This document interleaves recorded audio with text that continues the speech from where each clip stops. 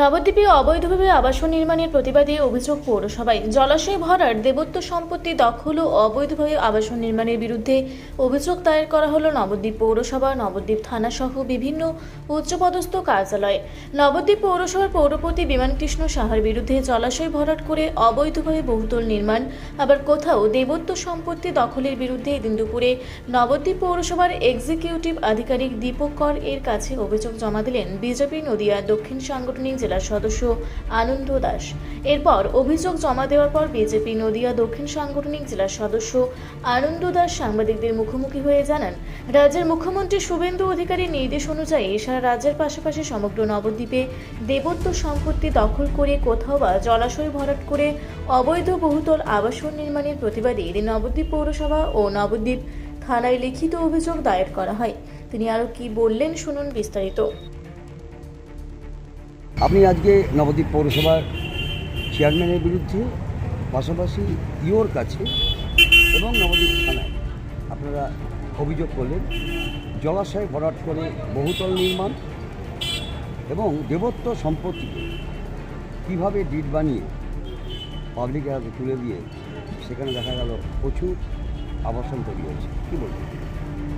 অবৈধ আবাসন নির্মাণের প্রতিবাদে আমাদের আজকে অভিযোগপত্র। নবদ্বীপবাসী জানেন, নবদ্বীপে অপদার্থ চোর পৌরপতি বিমানকৃষ্ণ সাহা দীর্ঘদিন ধরে একদম জলাশয়ের উপরে জলাভূমি ভরাট করে রেকর্ডে আছে ডোবা, তার উপরে দেবত্ব সম্পত্তি আছে সেটাকে ভেঙে দখল করে তার উপরে আবাসন ফ্ল্যাট বাড়ি এবং শপিং মল করার জন্য অনুমতি দিয়েছেন, তার প্ল্যান পাস করেছে। আমাদের দাবি নবদ্বীপ মিউনিসিপ্যালিটি কী করে ওই জলাভূমির ওপরে বা দেবত্ব সম্পত্তির উপরে প্ল্যান পাস করা হবে। তার চেয়ে বড় বেশিরভাগই সমগ্র নবদ্বীপে যে আবাসনগুলো হয়েছে তার চারিদিকে যে নির্দিষ্ট প্রকার জায়গা ছাড়ার কথা, কোথাও 4 ফুট 3 ফুট কোথাও ছাড়া নেই, এমনকি কোথাও 1 ফুট ছাড়া নেই। সেখান থেকে প্রচুর এই নবদ্বীপের কাউন্সিলরগুলো, প্রত্যেক ওয়ার্ডের কাউন্সিলর টাকা খেয়েছে এবং চোর অপদার্থ পৌরপতি বিমানটা তিনি জেল কাটছেন। তিনি লক্ষ নয় কোটি কোটি টাকার বিনিময়ে এগুলো প্ল্যান পাস করেছে। আমরা তার অডিট চাই এবং এই কী করে প্ল্যান পাস হলো তার পূর্ণাঙ্গ তদন্ত করে এই ফ্ল্যাটগুলোকে আমার সঙ্গে ভেঙে দিয়ে পুনরায় সেগুলো ফিরে দিতে হবে। আমাদের রাজ্যের সম্মানীয় মুখ্যমন্ত্রী শুভেন্দু অধিকারী মহাশয় তিনি জিরো টলারেন্সে বিশ্বাস করেন আমাদের সরকার। আর নবদ্বীপের সম্মানীয় বিধায়ক সুধীরশেখর গোস্বামী তিনিও এই দুর্নীতির বিরুদ্ধে লড়াই, তার লড়াই এবং জিরো টলারেন্স তিনি বিশ্বাস করেন। তার নেতৃত্বে, রাতুল গোস্বামীর নেতৃত্বে নবদ্বীপে কোনো দুর্নীতি কোথাও হবে না। আর তারই প্রতিবাদে আজকে আমাদের এই অভিযোগ দিলাম। এরপরে আমরা আরও আদালতে যাব, হাইকোর্টে যাব। আমরা আজকে নবদ্বীপের চেয়ারম্যান জেলে ওনার ডকেটে দিলাম এবং এক্সিকিউটিভ অফিসার বিএলএর আরও SDO sir, district magistrate, chief minister of West Bengal এবং নবদ্বীপ লোকাল থানায় আমরা এই কপি করলাম।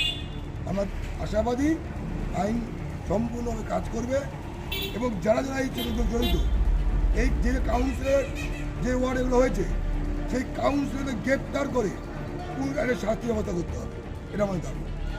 এক কথায় আপনাদের কমপ্লেনটা কি নিয়েছিল? অবৈধ আবাসন নির্মাণের প্রতিবাদে অভিযোগ করতে। আপনার নাম?